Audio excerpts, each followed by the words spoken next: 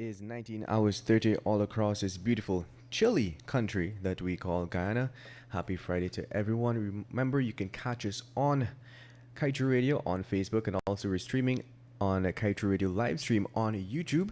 Remember, you can also keep us in your pocket on the apps My Tuner app and the Radio Garden app. Remember, we're also streaming again on www.kaiternewsonline.com. Yes, that is Kaieteur Radio, 99.1 and 99.5 FM. I can see this evening's host being angry slowly, bit by bit, because I am carrying on, and hey, that's okay. Without further ado, ladies and gentlemen, this is Room 592 with Dr. Mahadeo and senior journalist of Kaieteur News, Mr. Leonard Gildarie. Good evening, gentlemen. Good evening to you, Mr. Kevin Smith, and good evening to the entire technical crew, Raj, Josh, Kevin, and everybody at Kaieteur Radio. And a pleasant good evening to Mr. Wesley Gibbons, who I haven't seen personally in a long time, and it so happened because of COVID, I can't see you personally anyhow. Yes, good seeing you though. Yes, same here. And of course, seeing my brother, Mr. Oren Gordon Guyanese, born, but now seems to not want to come home at all. He's liking the Trinidad. Oren, how are you? I am very well, thank you. Thank you. And one of these days, Dr. Mahadeo, one of these days. Great. And of course, my co-host, Mr. Leonard Gildarie. Sir, how are you, and how is Wake Up Guyana going, sir? It's missing you. It was a little cold today, but guess what?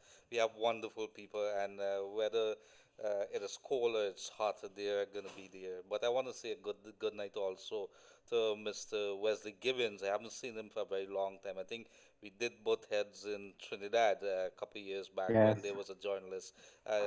Greetings again, my dear friend, and of course, Mr. Gordon. How are you? And everybody joining us. Thank you very much. And ladies and gentlemen, we were supposed to be having Mr. Peter Wickham. Well, there he is. And Mr. Wickham, let me apologize. You know, Leonard, this past, Peter, here is what. My excuse is as follows. After having gone through 155 days of Guyanese type elections, with all the numbers thrown at us, my apologies that 1930 became 2030. But you are here, sir. No problem, that's fine. Ladies and gentlemen, welcome to each and every one of you to Room 592, where we unleash the truth. And tonight we want to talk a little bit about Trinidadian politics. As you know, this Caribbean region and its ongoings is of interest to every one of us, not just here in Guyana, but across the Caribbean. Just before I get going to our brothers from Trinidad, and of course, I'm going to say in this case, Orange Trinidadians as they come, and Peter is Trinidadian as they come. We have one true Trini to the bone here, and he is no other than the president of the association. He is, I should not just say Association of Caribbean Media. I should not just say media personality, but Wesley Gibbons, I think, reflects, ladies and gentlemen, what is a passion in the heartbeat of Caribbean media. A man who has stood by and stood for an independent media, yet an independent media that provides a high degree of professionalism to its work. And Leonard, you may not know this, but when we first started Insight magazine here in Guyana, Mr. Wesley Gibbons he was overseeing everything. He had the oversight of Insight. And so one of the things I remember him being keen on is, the font we select, the spacing we select, the words we choose, the paragraphing methodology, the headlines, they're all extremely important in print media. And I would never forget some of those words. And Wesley, it is a pleasure to see you here. But before I come to you, Mr. Gibbons and Mr. Gordon and Mr. Wickham, ladies and gentlemen, let me just say this, and let me just give a Mahadeo perspective on August 10th in 60 seconds. Information coming to us today is that Joe Harmon has applied for some 42 days leave starting on August 10th, 2020. Leave from what? Leave for what? Indeed, Is Mr. Joe Harmon indicating that he wishes to serve under the PPPC government? We don't know. Is it yet another attempt at gaslighting, something that Harmon has been quite adept at for over 155 days since March election? Is it another case, ladies and gentlemen, like the state properties matter? Is he trying to create a scenario from which Joe will cry victimization? And so, ladies and gentlemen, as my 60 seconds wrap up ends, I must say the political games continue at the expense of the taxpayers. And that remains the saddest thing that has come out of the APNU AFC once the government of Guyana today in opposition. And ladies and gentlemen, with that being said, I want to share with you a word for the weekend, and that is demagogue. A demagogue is a political leader who seeks support by appealing to the desires and prejudices of ordinary people rather than by using rational arguments. Now, let us leave Guyanese politics aside. Ladies and gentlemen, there are two big things happening this weekend. One in Guyana, one out of Guyana. Tomorrow is the inauguration. It's a ceremony for President Ali. That, however, does not take away from the fact President Ali is President Ali. He's been sworn in and he took his oath. Of bigger import is the elections, general elections in Trinidad and Tobago on Monday. Ladies and gentlemen, this is very important, not just to Trinidad, it is important to Guyana and the Caribbean. Trinidad has been one of those, I would say, lighthouse countries for the Caribbean. It's held a beacon up high for its progressive nature, for its economic development.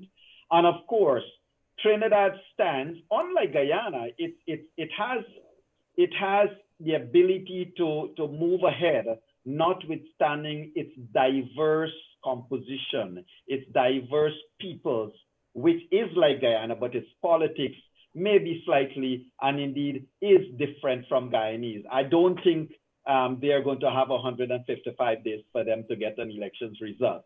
So we'll discuss that and some more. And I just want to go straight over to Mr. Wesley Gibbons to let him give us an update on what is happening there in Trinidad and how are things looking for your elections on Monday, sir? And is there a likelihood you're going to have 155 days for elections? Well, thank you very much for the introduction, Yog. I'm incidentally no longer president of the the Association of Caribbean Media Workers. I'm on the executive committee, but I do play a role as well with the Media Institute of the Caribbean, which has been focusing on training of journalists throughout the region. So thank you very much for the invitation, and thanks for allowing me to open the batting on a team that includes a Bajan and three Guyanese. It's unusual for the three to be opening the batting. We usually would come in third so that we could keep the runs flowing and break the records. Right, Oren? Great. Okay, but yeah, elections 2020. These are going to be some remarkable elections. We have 41 seats, but there are several things that are unprecedented. Of course, the fact of the pandemic. And I think that the pandemic is the overarching election issue, though the competing political parties don't appear to realize that. Because under pandemic conditions, we have had every single social and economic sector in the country affected in one way or the other. And therefore, the headline issues that normally take precedence at election time are all influenced by developments under pandemic conditions, where they talk about the national economy and what has happened to the energy sector as a result, what has happened to all the sectors. But I have contended in my latest newspaper column that it does not appear from the platform and from the manifestos and programs that are being presented to the electorate for decision making, that there is a pandemic perspective, and the fact that the pandemic is not going to end on August 11th. In fact, we are not talking about weeks or months, but we're essentially talking about years of the pandemic. So that would be sort of my opening shot. Yes, thank you for that. And, you know, Wesley, I just want to get this for the interest of our viewers and listeners out there. You have, is it still 19 political parties vying, or has the number reduced? Yeah, no, it's 19 political parties and 4 independent candidates. It's going to be 150 candidates who are going to be facing the poll. It's not unprecedented that you have a high number of parties or independents. What's unusual or different this time around is that you have a third party that has essentially very little grounding. So it's not as if you have a third force in a way that you had a third force in previous elections via our Congress of the People. We used to sort of roughly equate the COP here with the AFC in Guyana. And they, of course, got into the coalition or the accommodation to become the part of the People's Partnership dominated by the UNC. But the COP is running on its own this time. Great. Thank you. And Mr. Oren Gordon, sir, you are seated in the hot spot as well. You are in Trinidad and Tobago. What might be your independent views? Because I know you are not participating per se in the politics, but what might be your views with what's going on there? And especially, is there any semblance to the Guyanese politics, sir? Well, there's the racial parallel. The opposition party, the United National Congress, is mainly Indian-based, it's rural, and those were its origins. They resemble, in the Guyanese scenario, the People's Progressive Party, and in the Guyanese scenario as well, the People's National Congress, or APNU, its most recent creation, resembles the People's National Movement. But that is where the similarities end. You made a joke at the beginning of the program about what would happen, whether we're in for a 5-month impasse or that kind of thing. I promise you that if Rowley loses on Monday, we will know on Monday night. That's the first thing. And if he loses, he will concede, and the new government will start the process of taking over the next day. But I have to say that the one authoritative poll that we saw in the last week or so suggests that the People's National Movement will be returned to power. Wesley mentioned the pandemic, and I can't help but thinking that elections now is an exercise in extreme cynicism and opportunism. COVID-19 cases have surged in the past couple of weeks, and I promise you, had there not been an election campaign, measures would have been taken to pull back some of the opening up of the country. I'm not saying that it would have been a full-scale lockdown, but given what we are seeing now today, with 82 active cases, and the fact that the number of cases have surged in the past few weeks, I think that a lot more attention would have been paid to pulling back a little bit of the opening up of the country. And I predict that after Tuesday, just that will happen. And so I want to say again that it is a little bit of an exercise in political opportunism and cynicism. Thank you for that, Oren. We did see that same play here in Guyana. And ladies and gentlemen, just before I get to Mr. Peter Wickham, let me just remind you that you can get us on YouTube, you get us on Facebook, and also to all those ladies and gentlemen from Pomeroon to Oriala, Leonard, we are being joined via radio all across the country. And of course, we know that in quarantine, our brothers and sisters, they restream and they broadcast this live over television there as well. So wherever you're joining us from, ladies and gentlemen, welcome once again to this room 592, where we unleash the truth. And tonight we are talking a little bit of Trinidadian and Tobago politics. And Peter Wickham, sir, you would have been around the scene, and you would have been able to you cast your lens upon the electioneering that happens in a lot of the countries in the Caribbean, sir. Is there anything that stands out to you in these 2020 elections in Trinidad and Tobago that would make you say, you know, the electorate has something different that they're approaching the polls with rather than the same old tactics and stuff like that? The reason I'm asking you, Peter, is across many countries, it is basically same old, same old. You know, it is basically the same kind of tunes being harped. But what is happening across the Caribbean, Peter, with COVID-19? COVID-19 is going to subscribe to a huge threat in Caribbean mainstay, and that is tourism. And so therefore one would think that this might be something big in the thinking in the region. Yeah. Okay. I certainly want to endorse a lot of what Oren said as a person on the ground in Trinidad and Tobago, and I agree with him that, you know, I don't believe that any of the drama associated with the Guyanese election is going to be replicated. So win or lose, we're going to know on Monday night. Let me just say a couple of things about Trinidad and Tobago's politics so that I don't repeat what Oren would have said. And I've always argued that there are a couple of very, very successful political institutions in the Caribbean. The PNM is one of them. The Antigua-Barbuda Labour Party is also one of them. It is a type of political institution that on a good day, it will do extremely well. On a bad day, it can still win an election. The PNM has probably won more elections in the Caribbean than most other political institutions. One could argue that maybe it is not necessarily having its best time under Keith Rowley. Personally, I'm partial to Keith Rowley's leadership. I think he is a superior leader to Patrick Manning, quite frankly. So I don't believe the PNM is having a bad day. I think anything that is negative happening now is as a result of a national problem that has been created by COVID, low oil prices, etc. So that's the PNM. It's facing off against the UNC. The UNC has not had a particularly outstanding reputation in terms of Trinidad and Tobago politics.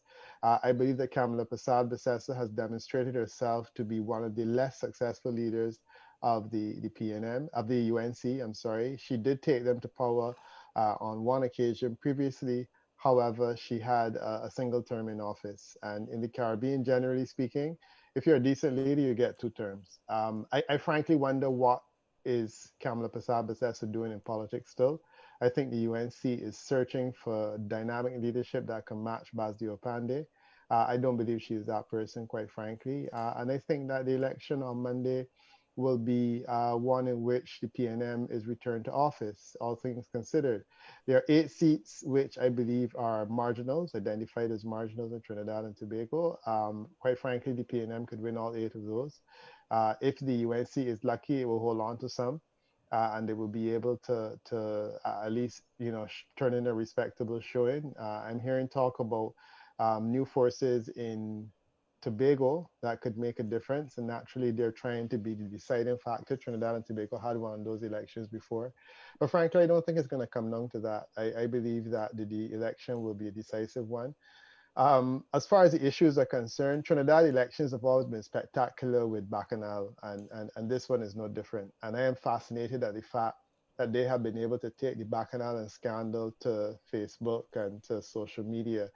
I've never seen this much drama and scandal in a social media campaign before. It's different to St. Kitts and Nevis. It's certainly different to Guyana.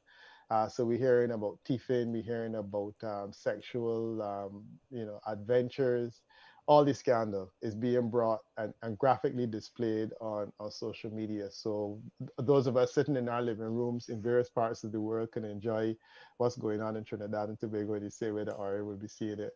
But that's the difference. I think when it comes down to it, the voters on Monday are looking at the future of the country. They're looking at the long-term reality or the medium-term reality in which Trinidad and Tobago will have record levels of unemployment like everyone else. Oil prices will continue to be relatively low for the time being. And Trinidad's economy is going to struggle like everybody else is. And I think the voters understand that. So the question is, in that environment, whose hands are safer for you at this point in time? And I think that when one considers the fact that the PNM is the government in power, people are probably going to say, well, our best bet is to return the economy to those same hands that are running it now, and let's hope for the best. My only hope is coming out of Monday that if Kamala Persaud is not successful, that the UNC sits down and takes a good hard look at itself and tries to see, where they can find new and fresh leadership to come from. So that's my lay of the land for now. Thank you, Peter. Wesley, I got a couple of opinions that I solicited, I must admit, from people who were in Trinidad and Tobago, and I'll share one of them with you for your comments, of course. A gentleman who says he has been a very strong supporter of Ms. Kamala Persaud said that we are in for another 5 years on the PNM. Personally, I think that Kamala went wrong when she was in government and she did not divorce herself from people like Monilal and Ramgalam, and so that kind of affected people's support in Kamala. Is there any truth to that, sir? I want to come to that, but not directly. Sure. But I just want to address something that Oren said, and I just want to challenge him a bit on the view that the easing of the restrictions related almost directly to the fact that we were going into an election. I think that if you follow what happened, Trinidad and Tobago took very, very stringent measures. We were among the first to impose travel restrictions. We were among the first to impose a complete lockdown, albeit not under emergency conditions, in terms of declaring a state of emergency. And the country faced a very real prospect of an economic shutdown, of an economic collapse, I should probably say, because as Aura said and others have acknowledged, the state of the economy pre-COVID was in a very parlous, very difficult situation. You had declining prices, declining production in terms of the energy sector, a whole spiral of events began to set in, leading now to the fact that you have close to a half of the industry set up at the Point Lisas industrial estate that are now closed on account of international market conditions and also issues related to the supply of natural gas. So the country went into a phase where, according to the Prime Minister, we had to make decisions in order to balance lives versus livelihood, or the livelihood of the country itself. So I think that what happened was that you had a gradual easing of the lockdown conditions in order to facilitate, open up the economy more. The country moved very quickly, though I think that the government bungled its management of relief packages that were sent out to the unemployed, those who had lost jobs. I mean, there was a lot of bungling and a lot of mismanagement of those situations, which have latterly been addressed somewhat partially. So I won't agree that there was a sort of like cynical abuse of the ability of the government to clamp down or to open up. I think that it was a very calculated decision based on economic conditions, based on the need to balance the economy and the real threat of the pandemic. Now getting down to the prospects for the UNC. I agree with a lot with what Peter has said. I think that the UNC campaign is making the mistake in 2020 that it made in 2015 by pitching its messaging in the direction of the leader and presenting the leader as the symbol of the possibility of success and progress and that kind of thing. I think that what that exposed their campaign to was a very high level of inspection with respect to the character. She is known for platform gaffes that have very quickly very promptly been absorbed by social media, led by, so this is not only independent thinking, people who are just looking on. I think that the capitalizing on those gaps uh, have been the work of the strategic teams of the PNM. Uh, unlike the UNC, where there have been situations where the prime minister did make people a little bit uncomfortable in terms of his public utterances, that I think they did not go to town on in the same kind of, at the same level of sophistication and with the same kind of effective use of social media that the PNM has been able to do. Even though if you look at the lead up to 2020 elections 2020, a lot of the preparations for the launching of social media assault against the PNM and with respect to the election, the UNC were first off the gate, out of the gate there. You had a lot of very curious news websites that were launched. I have pointed to some of them very directly in my newspaper column. What you notice now in the run up to Monday's election, a lot of them have sort of like dropped the facade of independent objective news reporting, and they have gone the full hog into slander and so on at the front and debate at that level. The PNM has had less of a presence, both covert and open, but I think that they have been employing those avenues much more effectively than has the UNC. Yes, thank you very much, gentlemen. York, do you know that there's three people on this panel tonight they have 100 years of experience in the media between them? Would you believe me if I tell you that? I'm not going to comment at all. I Uh, can account. Oren plays I'm that in accounting back. for only 10.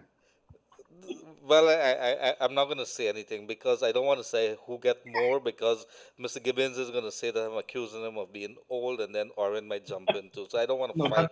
There's that going to be. was that was a blatant untruth.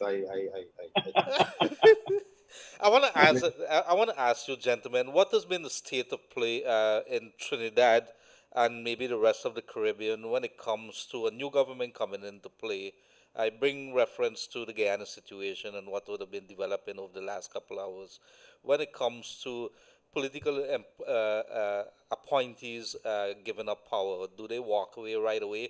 Is there any objections, any fight back? What has been the experience? um, I guess it's my turn, so I'll jump in. I just want to clarify something for the benefit of my brother of 30 years, Wesley Gibbings. Clearly, I've known him since I was 5, if it is a math.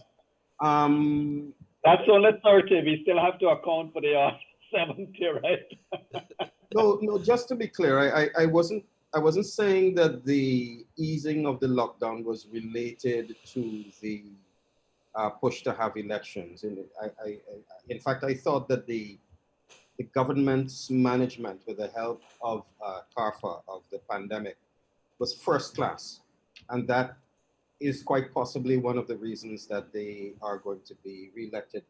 What I was saying is that the resurgence now, and especially in the past 2 weeks, would have, in normal circumstances, occasioned the pulling back of some restrictions. And I want to be very careful with that distinction.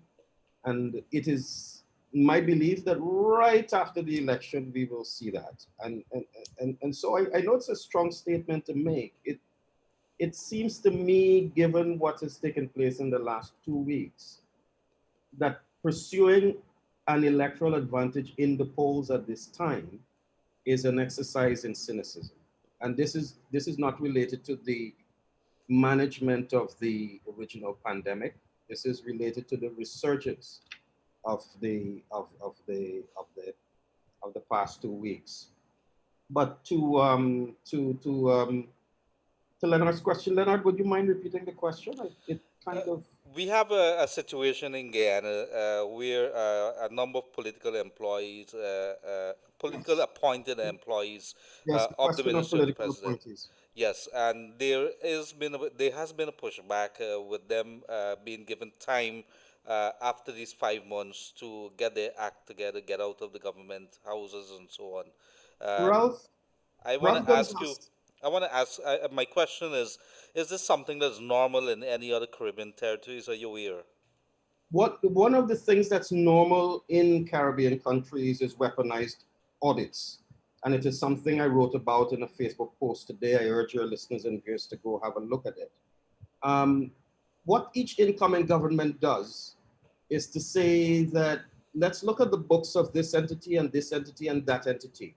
And any enterprising auditor can find a little something to make sure that Leonard Gildarie is eased out of his post. That is a practice that I would like to see discontinued, but I'm not naive enough to believe that it won't be continued. The question of political appointees has been batted about all day. And, you know, political appointees know themselves.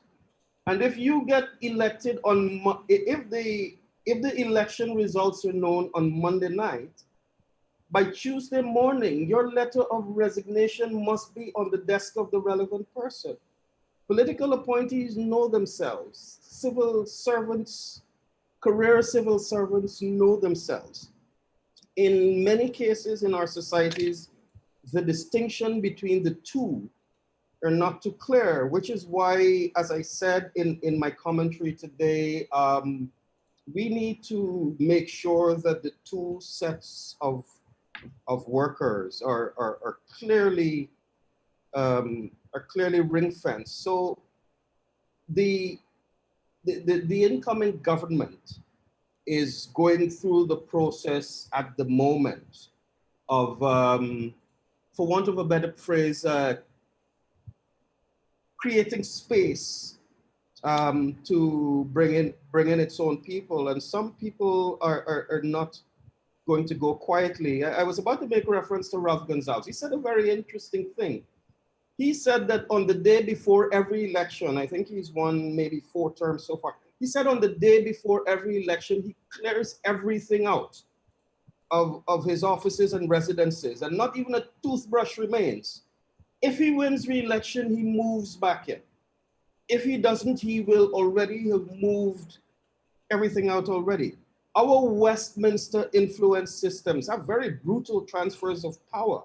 We don't have the luxury of 2.5-month transition, such as exist in the United States. So you've got to move very quickly. It happens in mature, for want of a better word, mature democracies like Britain as well. There's the announcement of the election results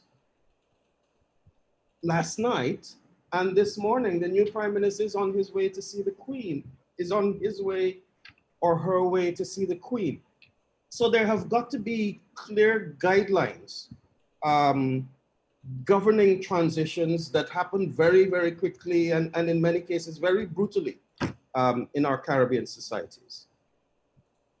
Thank you. And Peter, your comments on that, and Peter, whilst you're commenting on that and persons in political appointees and unemployment, when you were on your brass tax program sometime in March, you yourself would have been the recipient of on-air threats to your person.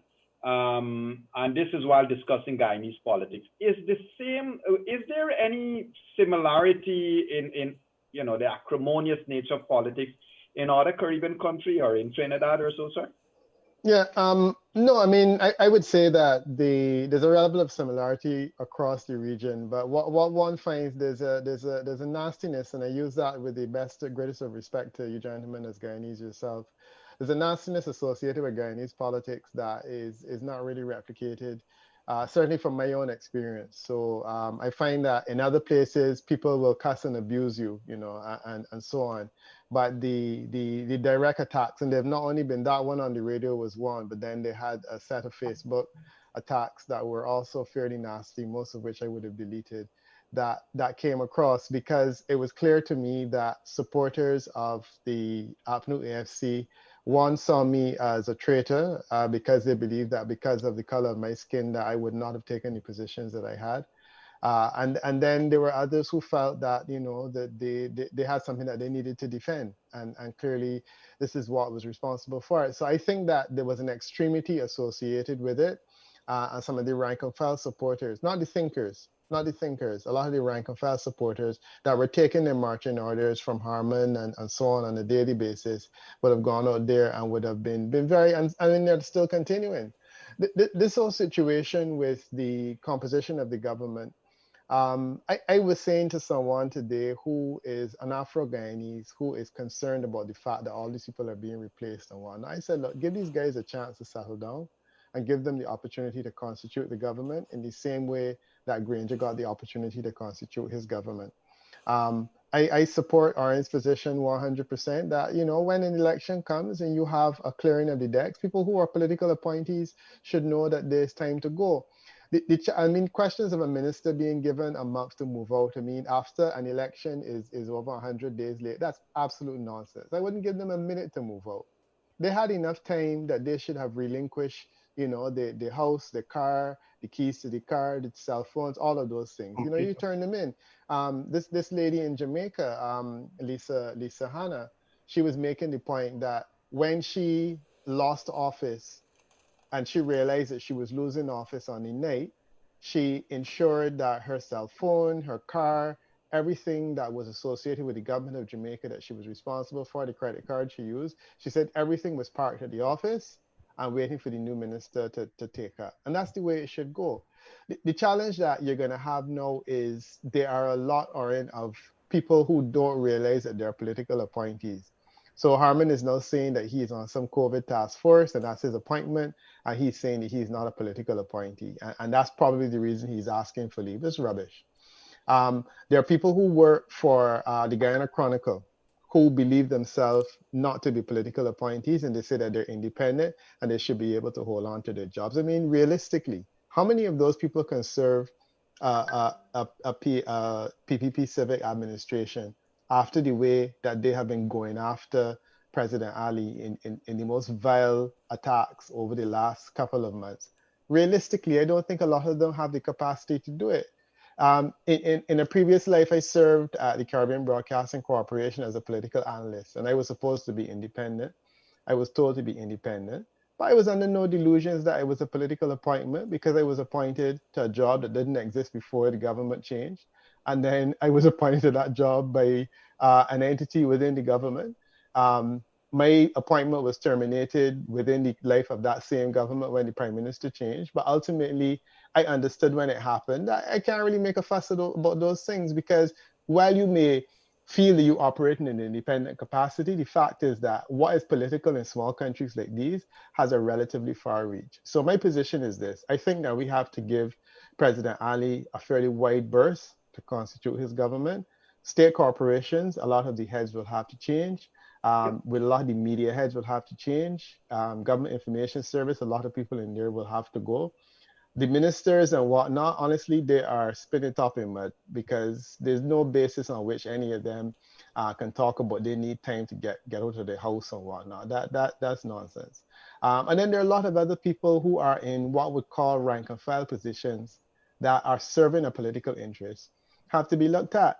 In a place like Barbados, the supervisor of elections is sacrosanct, and no one can say the supervisor of elections is in a political position. Your chief elections officer, in my opinion, I mean, if he has not yet resigned, I would hope that that will be coming in fairly short order because there is no way that he can convince people that he is not a political operative at this point in time. But technically speaking, he should also be somebody who is not being looked on. I don't think they're going to move against him. But I personally feel that if he had any modicum of decency, he would suggest that, you know, he would say, look, let me step aside because clearly I have been behaving in a way that's overtly political over the past couple of months. So that's the reality. I want to agree with what both Peter and Oren have said about this matter. I think that in too many instances, people await the push before they jump. But we have to take a nuanced look at it.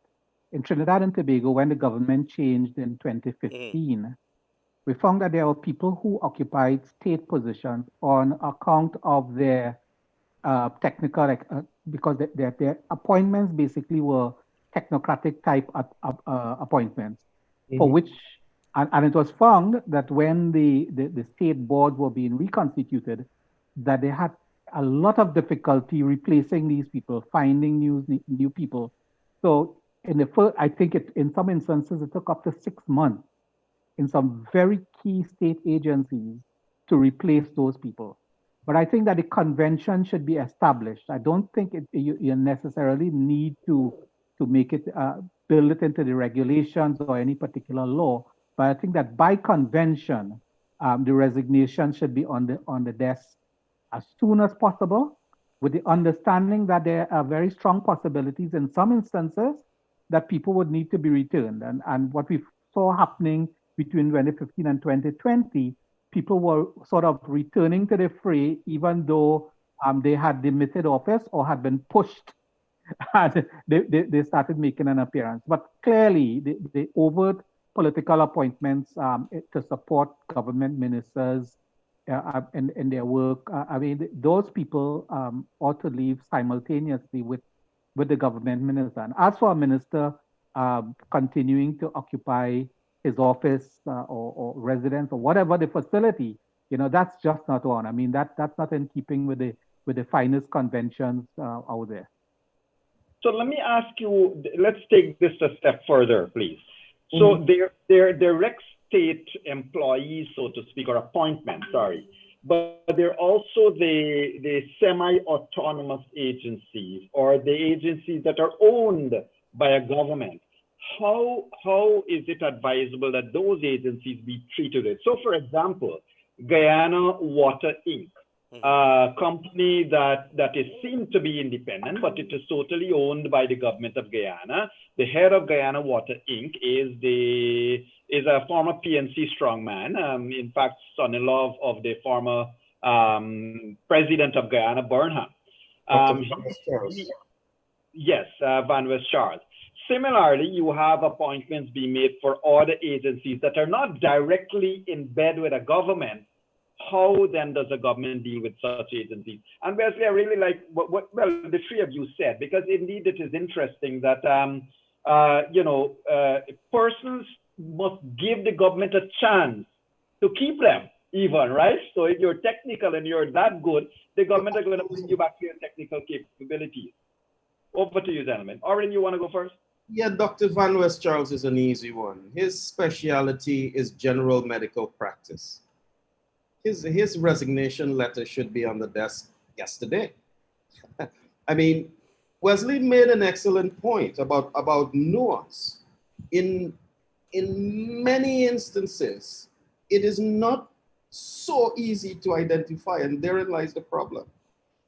So the Rowley government in 2015 ended up sending home a lot of people who were technocrats, but who, for some reason or the other, were identified with the previous administration. And the unfortunate thing in the Guyanese and Trinidad instances is that the people going home look like the base of the party that just lost. So I am seeing a lot of angst being expressed on social media today about the identities of some of the people who have been asked to vacate, whether it's residences or official offices. The identities of the people and the fact that let me call a spade, the fact that they're Black people. Right, so this is the unfortunate reality, particularly in our two countries. But just to wrap this point, as Wesley said, the categories are, the line of demarcation is very, very difficult to identify sometimes, which is why we need, and I don't know how we're going to get to this point. Perhaps Peter can help me here, which is why we need clearly codified rules and regulations governing transitions. And we need clear categorizations of various appointees so that we know who would be a political appointment and who wouldn't. But even so, it wouldn't be crystal clear. It could never be crystal clear in all of the cases. And as I said, what incoming administrations resort to is weaponized audits.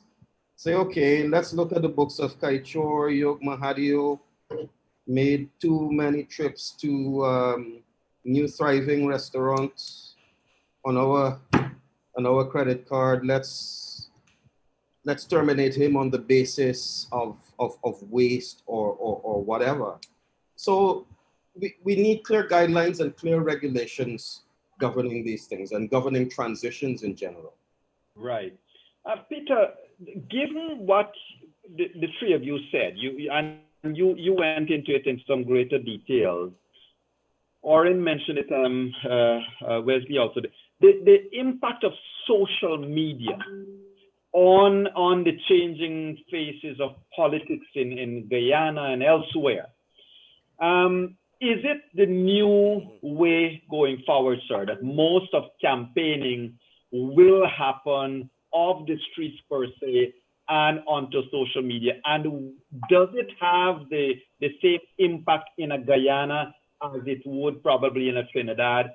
Does social media really have the sway upon, let's say, 50% of the population that is over 40, over 50 years old, sir? Yeah. No, I think the genie is also the bottle. And as a result, I think this will be the new normal. We've had, this is the third Suriname, St. Kitts and Nevis. We had Anguilla, now Trinidad and Tobago, and Guyana. I think this is the fifth. Suriname. And Suriname, yeah, I mentioned Suriname first. This is about the fifth social media campaign that we've had in the region, and I think that now we've moved in this direction. It's going to be difficult for us to go back, standing at political meetings until all hours of the morning in the night dew. I think that those things are a relic of a bygone era. The impact to me has been positive in that I certainly love the fact that I can enjoy political meetings right in my living room, on my computer screen or on my phone. I was taking in political meetings recently at the beach, and it's a nice feeling to be able to do that. So that's a good thing. The other thing is that in the case of St. Kitts, the meetings were a lot less scandalous because it's very, very difficult to cuss somebody via social media effectively. So I found that in the case of St. Kitts, it brought the tone of the meetings down a lot, and there was a lot less scandal and bacchanal. Trinidad and Tobago, however, has demonstrated to me that it is possible to bring that juicy, scandalous element into an election campaign via social media because it's been done fairly effectively. And I've seen it. There's a clip going around with a former sports minister, Trinidad and Tobago sports minister for the UNC. And I mean, it's epic, the way that he's cussing and carrying on and stuff. Personally, I don't know that type of thing helps because while we will laugh at it in the course of video clips, I think that most of us find that kind of behavior looks very out of place in social media. It doesn't really look like something that will send you out there to vote. So I would say the impact has been positive. It has brought messages to more people. I think it has forced politicians to behave themselves a lot more. And I feel that it is definitely here to stay. And election campaigns in the future, are going to be fought a lot on social media, and there will be a lot less of the hand-to-hand combat on the streets that we have grown to see. And it's a reality that we're going to have to change to deal with. It also will make political campaigns a lot cheaper. And that's something about which I am certainly very happy. Oh, yeah. Certainly. Yeah. The cost of political campaigns will be horrendous. Wesley, in terms of lobbying and lobbyists and external influence upon any of the Caribbean countries, you would have undoubtedly seen the the calls on and about Mercury and JJ and BLLC where Guyana is concerned. Is there similar, or to any degree, in the Trinidadian politics there, sir? Yeah, well, there's no doubt a certain amount of that, but I think that Guyana is quite exceptional on a number of things, and that was one. I mean, we did in fact have Cambridge Analytica involvement in the last election, and it's now well chronicled in the book by Christopher Peter Wiley, in terms of the involvement behind the scenes of Cambridge Analytica. But the lobbying thing, no, it's not as strong. It's not as strong in Trinidad as it is in Jamaica and Guyana and places where you really have strong diasporic influences on on campaigns in terms of the political inputs and so on. But if I may return to something that Peter was talking about in terms of the fact that we basically have virtual campaigns now. I think it's good and it's bad. It's good. It's very economical, even from our standpoint, journalists, in terms of covering it.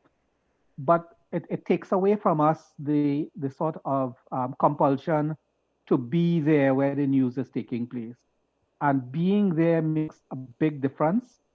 Covering big political rallies, covering spot meetings and different things throughout the country, there are all kinds of interesting angles. You were able to see, for example, who are some of the people who you would not have thought would be there that are in the audience. Now, those people have found other ways of associating with the campaigns than the traditional ones. Traditionally, you go to cover a campaign rally and you look in the crowd and you say, there's this guy. And so a photograph appears. There's an ability to interact with people in the crowd to get a feel. And then you can tell in terms of the difference between the delivery of the speeches, that sort of resonance that occurs between the speaker and the responses, the crowd response. I mean, it's not quite the same, but it's almost like football matches these days in Europe and elsewhere, and cricket recently, where the ball races to the boundary and you don't have, the camera doesn't scan the thing, and there are things that are about it that are missing. And as Peter has said, quite right, what has happened is that social media are beginning to sort of fill some of those gaps and to provide the resonance and the feedback and the tensions and the things that you feel at a campaign rally. And as a result of that, that genie is out of the bottle, as Peter quite rightfully said, because more and more people who would not have otherwise turned to social media to get their news and information, they're there and they're not leaving. And I think that they're not very likely past this period. And I think that this period is going to be with us for longer rather than a shorter period of time. So we may well have seen an end to some of the traditions associated with election campaigns in the Caribbean. Right. Oren, same question to you. Your thoughts on those points Wesley just pointed out, but also let's take lobbying, well, not lobbying, in terms of advice and stuff, marketing maybe is the right word to use. So in the case of APNO AFC, they would have used Crosby Textor in 2019, who gave them the slogan, honesty and integrity. Marketing people would say, don't lie. If at the very least in a slogan, you should be very honest. Does Trinidad and Tobago employ the kind of consultants to help them shape and direct their campaigns like Guyana did? I don't know the extent to which external consultants are involved, but I know a lot of the some local marketing and advertising agencies have gotten involved. Pepper Advertising, a well-known advertising agency here in Trinidad and Tobago, is leading the PNN's campaign. I don't know who is leading the UNC's campaign, but it hasn't been going very well. Let me give you a story of something that happened in the last week. The United National Congress released a pamphlet detailing a strategy to combat and contain COVID-19. And point 7 was a promise to build a dome. Now, defenders of the party said, of course they're talking about a virtual dome. It's not a real dome, but it caused those of us who were initially puzzled by the thing to ask, what are they talking about? Mockery ensued, memes ensued. And before you knew it, they changed it to something else. The thing that I enjoy about living in Trinidad and Tobago is the cleverness of people in society. If you slip up today, 1 hour later you're a meme, and it's usually a very funny, catchy sort of thing. Social media mockery caused the United National Congress to change to change the presentation of a very important pamphlet of theirs. Of course, what they said they meant was a virtual dome, not something you could see, like the Iron Dome defense of the Iron Dome military defense of Israel. And speaking of this, the opposition leader has not, speaking of marketing and wrapping everything together, the opposition leader, Mrs. Besad Bissessa, has not been having a good campaign. She has got the big, fat, rich target of Keith Rowley's 5-year economic record and Coleman Bird's economy to aim at. And she has been caught off guard on a number of things, describing the Prime Minister as a blank man, which sounds pretty perilously close to describing his ethnicity. She had to walk that back. We saw that gaffe. She said some things about COVID-19 that are not true. She's had other missteps. And the conventional wisdom in politics is if you're explaining, you're losing. If you have constantly to be saying, what I really meant to say was this, you're not having a good campaign. And that is because the lens of social media is so sharp and unsparing that if you only slip up, you become a meme. Right. And Gotcha. one more point I want to make very quickly. You mentioned the lobbyists and so on and so forth. In the constituency in which I live, Guyanese East, this is listed as a barely, not a marginal constituency, but a barely marginal constituency. It's been an old-fashioned fight, the battle of the billboards. Everywhere I go, everywhere I drive, I see big billboards of Clarence Rambarat, the PNM candidate, and Vandana Mohit, the UNC candidate. It seems as fast as somebody puts up a billboard here, the other person counters with another billboard and that sort of thing. So to that extent, the campaign where I live has been old-fashioned. Thank you. Thank you for that, Oren. Peter, is there, how close would be the election? That's my question. How close will be the election? I just wanted to make a quick point about the political consultants, because I don't know if you are aware that in a separate profession, that's exactly what I do. So I have been concerned. I heard that man, somebody. Yeah, I've been concerned that, persons like myself, Salvin Ryan, and there are not a lot of us in the Caribbean that do polling, and certainly political consultants, they're even less. A lot of times we get sidelined to fairly marginal aspects of campaigns, and they bring in, what we call the white people, the white boys from the United States, the James Carvels and people like that. Yeah, there we go. Nigel Henry is also one. Yeah, I mean, and I remember back in the day, the UNC brought in James Carvell and paid him a ton of money to run a campaign for them. And I believe they lost that one. I don't remember correctly whether they did or not. But we've had the Cambridge Analytica. And I was fascinated that in the case of Guyana, both political parties hired political consultants from outside and paid them quite well. And then in the wake of the election, the APNU AFC went and got another set of American consultants to lobby on their behalf in the United States and paid them another set of money. And I thought that this really said that Guyana's politics was going in an interesting direction where clearly there was a lot of money available to pay some of these international consultants. What I like about the PNM campaign is that even when they were using Ernie Ross, they were using local talent. And to me, there's absolutely no reason why with the region that is as rich in talent as this, we need to be going outside to pull consultants who then have to sit the Peter Wickhams of the region down and say, but how do we do this? How do we do that? How do we influence people? Kamala Persas-Bessesse's campaign last time in 2015 was run by a lot of international consultants who seemed to have convinced her that she was matching Keith Rowley in terms of leadership. And, Orion was spot on. Why are you going after Keith Rowley? Because in the final analysis, you cannot match him. I mean, the numbers are fairly clear. Certainly my numbers were fairly clear that you can't match him. And I did one poll in 2015 that was leaked into the press. And it was so vastly different to the data that the UNC was clearly looking at on an ongoing basis. And my question was, if she's seeing this kind of information that I produce, why would she believe that she should go after Keith Rowley? Go after Keith Rowley's record on the economy? No.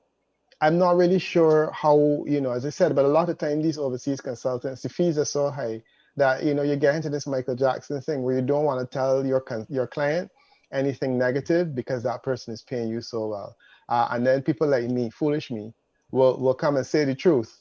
And then, they will say, well, they will dismiss that information because the other information is so much more attractive. So that's a reality. The big ticket political consultants are certainly a reality. And I commend the PNM for, sticking to local talent this time around as well. Jamaica elections, they also use a lot of local talent, and that's something to be commended. But the other question you were asking about how tight the election is going to be, as I said, I think it's coming down to a question of 8 seats. The thing in Trinidad and Tobago is that the marginals are so tight that you can have a swing of 5 percentage points in one direction, and that 5 percentage points could clean up all of those marginals, and you will have what appears to be a landslide. I do believe that the electoral swing in the Trinidad election is going to be around 5 or 6 percentage points. Those 8 seats are within that range of 5 or 6 percentage points, and they could all go one way. And if they do all go one way, the UNC is going to look like a shade of itself, because there's some seats the UNC will never lose, and they will hold on to those. But the East-West corridor, that's the battleground, as always. I mean, every election, that's the case. And if the PNM dominates as many of those as I believe it will, the COP is no longer a factor. If they do that, I think that we will have what is a minimal swing of 5%, less than the previous election, because the last election was a lot more than 5%. But I do feel that the seat count will be significant in terms of the number of seats that the PNM can pick up if things go well. If the UNC is not able in the weekend to come to get onto the ground and to minimize the damage in some of those places. Thank you, Peter. Wesley, your comments in terms of going to wrap up the program very soon, sir. So I'm going to ask you, and I know you had wanted to leave quite earlier. I'm sorry we kept you. It's been an engaging discussion on the Trinidadian side of politics. Guyanese have been inundated with the local politics here. Your comments, Wesley, would you agree with Peter that it is what it is in terms of the PNM, and as Oren raised that headline just now, PNM in the lead? Your comments there, and also when you started, you mentioned a little bit of the gap, and I see Mr. One of our viewers here said that Kamala is doing her best to let PNM win these elections. So your comments there, Mr. Wesley, give us, and your closing comments as well. So it's been a pleasure to have you here. Yeah, I agree with Peter. Absolutely in terms of his analysis. I would say 5. I'm more tending towards a 5 or 6 marginal as opposed to stretching it to 8. Though I think if you mathematically you can probably make the case for 8 marginal seats. But as Peter and Oren know, at election time, there are other intangibles that kick in, a lot of variables related to voter turnout, for example. The last election, the voter turnout here was a little over 66%. I think that a lot of that would depend. Where we end up there is going to be very critical in terms, because there are constituencies where there has been a confluence of events that can have a negative impact on the turnout in favor of the PNM. We have to look at the weather. For example, over the last week or so, we have had some seasonally heavy rains, and they have had flooding events in some of those areas where I would say a solid voter turnout would ensure that these no longer can consider to be marginal seats. There are one or two seats where the margin at the last election was like 500, between 500 and 1,000 votes. And I think all kinds of variables can go in there. But I think that as of now, the advantage favors the PNM. I think that they have incumbency in their favor, though under COVID conditions, incumbency is sharp on both sides, because you also have the fact of the steep economic decline, but you have the record of managing the pandemic in their favor. So I say a lot of variables, a lot of intangibles, and it is a marginal kind of situation in at least 5 or 6 seats. As of now, if the election were held today, I would say that I would give the PNM the edge for sure. With your permission, can I ask Wesley a quick question? Do you think that there are any seats that are no longer marginal that were in 2015 that are solidified in either direction?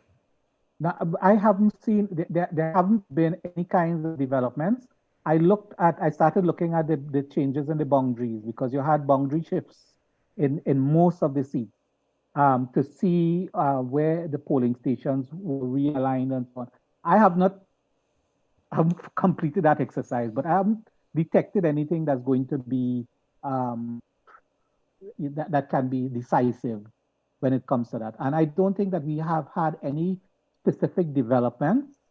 I know what you might be looking at, La Kaieteur, Talparo, and that particular seat where you've had, and Yog and others would know that during the flooding events that we had 2 years ago, and those are the areas, and those are considered to be a PNM area.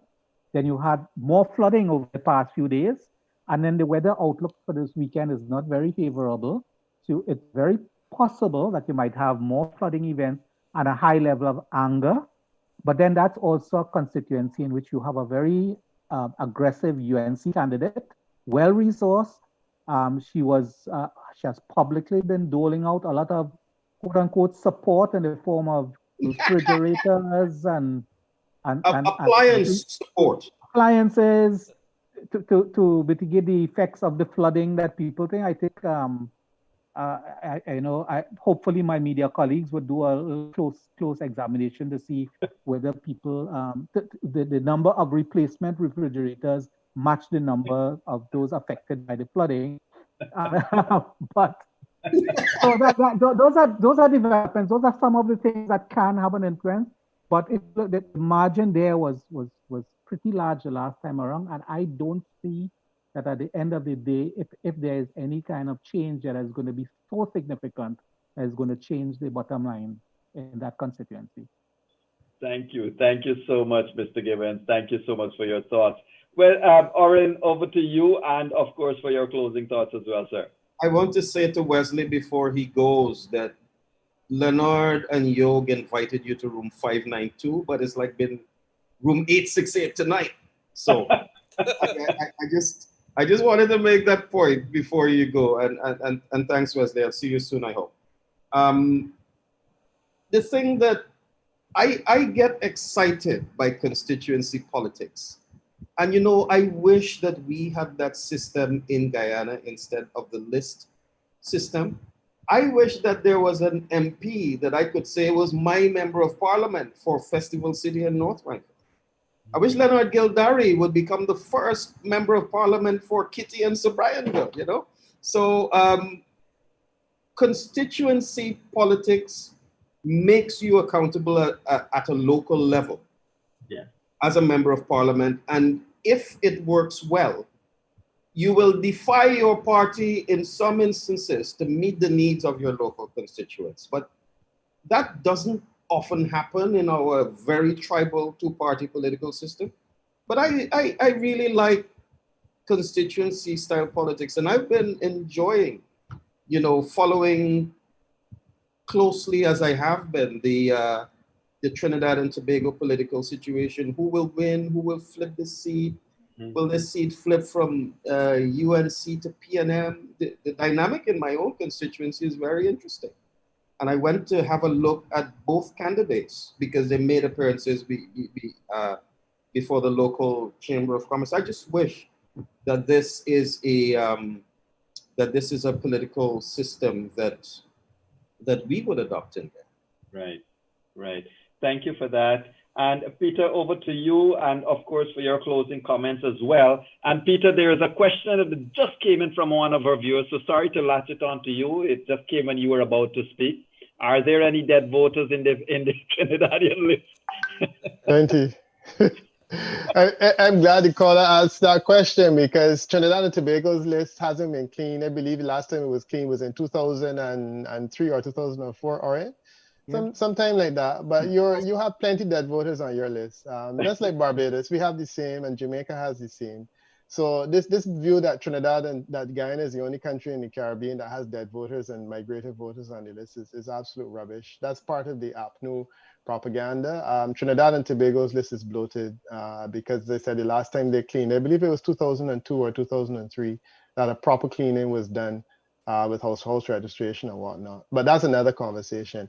I just want to close by making reference to something I forgot to say earlier, that part of the challenge with our Westminster system that we have adopted is that the Westminster system assumes a certain level of decency.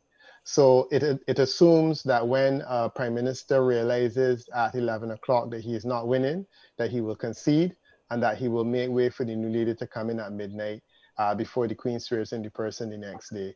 The Westminster system is replete with things like that, where there's an assumption that people will behave properly, that ministers will tender resignations, that leaders of particular government offices will offer their resignation to the incoming minister in the way that gentlemen would behave. The Americans don't deal with that nonsense. You have the spoil system. You're told that you can employ a set of people, and those people understand that the moment that you leave office, they have to leave office as well. I think, sadly, we have to get more of that in terms of our Caribbean politics, where we do like the Americans and we define it, because we don't behave gentlemanly in the Caribbean. And I think that there have been too many instances where, it comes down to, as Oren is saying, you have to go and weaponize an audit to get rid of someone. And maybe what we need to do is we need to do like the Americans and define better the spoils that a minister is entitled to, the spoils that a prime minister or a president is entitled to, and then everyone else has to understand that you're a political appointee and you need to go your way when the time comes. But that's a change that we need to look at making. Gentlemen, thanks again for the invitation to participate. I enjoy talking politics a whole lot, especially with you guys who seem to know a lot of politics, and I learned a lot tonight as I did before. So thanks again. A pleasure to have you, Peter. Oren, you wanted to say something? A quick question for Peter. Like the Americans, do you think we need slightly longer transitions than next day transitions, which can be quite brutal? Yeah, I mean, unless everybody is going to be like Gonzalez, that is going to move out on make way. But I think it's sometimes unrealistic to expect a person to leave office immediately. We've had situations in Barbados where the Governor General has been asked to hold on because the former Prime Minister wasn't finished cleaning out his office yet and that type of thing.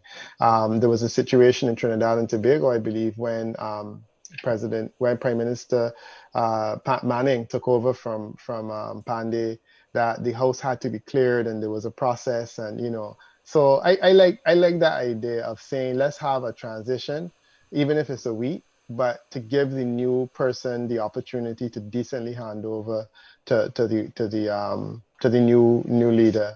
Maybe that's a possibility for us to think about in the future. Thank you. Yeah. Gentlemen, thank you for joining us tonight in room 592. We certainly enjoyed the conversation here from the Guyana end. And I must tell you this, what is intriguing to a lot of people, I mean, you guys are the masters of the game, so to speak, right? You've been around, been there, done that. But for a lot of people who only see election when it happens, they continue to be interested in questions like, are all the elections commissions across the region the same? Are the electoral systems and the polling system, the same? So maybe one day after the Trinidadian elections, we can probably have another discussion where we share with viewers and listeners a little bit of a hindsight kind of thing of how the elections are. Maybe someday we can look at the PR system versus the constitution, the what you call it, constituency system you have in Trinidad. To have some debates and educational things happening with our viewers and listeners. But Peter, Oren, Wesley, it's been a pleasure to have you guys. It's been really a pleasure from Guyana to have you in room 592. And we are privileged and we look forward for a future repeat of this meeting of the mind, so to speak. And let me thank you once again and wish you well, Wesley and Oren. We wish you well. And I want to tell you, advise the PNM and advise the UNC that they would not be in the position they're in if they had taken the local consultants, the regional consultants to help them. Let me just, as I leave, there's the sound of a campaign truck passing in the area. That's something that has intensified because they no longer have those rallies. So they come to you. And the second note I have is that I'm on TTT on Monday night, Monday from 6:30 p.m. doing the election countdown. Great. We know which station to join. We certainly will be tuning in. So it's been good to have you, gentlemen, and thank you so much once again. And my co-host, thank you for joining us on this Friday night. And thanks to the Kaieteur Radio technical team working hard behind the scenes. Ladies and gentlemen, all across Guyana, the Caribbean, New York, USA, the entire USA, Canada, UK, to you all. Have a great night and have a great weekend. And remember, say a prayer for Guyana and Trinidad, but remember Guyana is still the best country in the world. Ladies and gentlemen, have a great weekend. Stay safe. Bye-bye now.